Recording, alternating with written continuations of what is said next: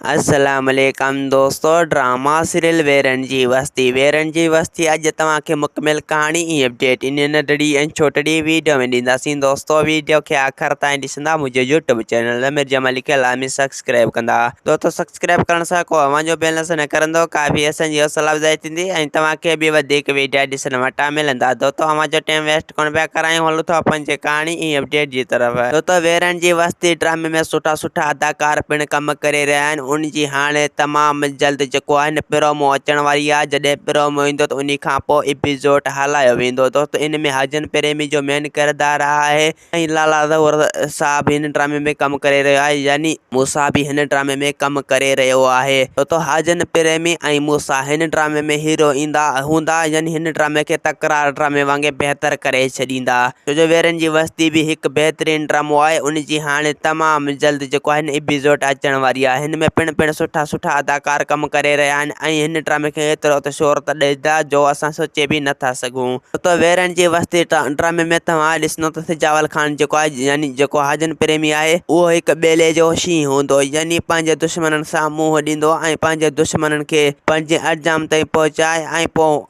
ड्रामे खे बहितर करे छॾींदो। ऐं दोस्तों हिन ड्रामे में बि जेको आहे न मजू लाड़ सतार बि कमु करे रहियो आहे ऐं हू हिकु कुंडे जो कैरेक्टर अदा करे रहियो आहे, मजू सतार लाड़, जेको सिजावल खान जो दुश्मन हूंदो ऐं उन सां सिधो सो झेड़ो कंदो ऐं उन सां सिधो सो दुश्मनी कंदो। ऐं दोस्तों इन में आदित्य कंबरानी बि कमु करे रहियो आहे, जेको वॾेरे जे रूप में अव्हांखे तमामु जल्द नज़र ईंदो। हू हिकु वॾेरो हूंदो ऐं वॾेरे जो कैरेक्टर अदा कंदो। ऐं दोस्तों हिन ड्रामे में मूसा बि हूंदो। इंशाल्लाह मूसा अहिड़ो कैरेक्टर अदा कंदो जो हिन ड्रामे खे बि बहितर करे छॾींदो, यानी उहो बि सिजावल खान खां अलॻि हूंदो हिन ड्रामे में ऐं मूसा अलॻि हूंदो। ऐं दोस्तों वेरन जी वस्ती हिकु वॾो सोप सीरियल ड्रामो आहे। दोस्तों उम्मीद त कहाणी आई हूंदी अव्हांखे पसंदि। असांखे ॾींदा हाणे इजाज़त, वरी तव्हां सां मिलंदासीं के नई वीडियो में। ख़ुदा हाफ़िज़।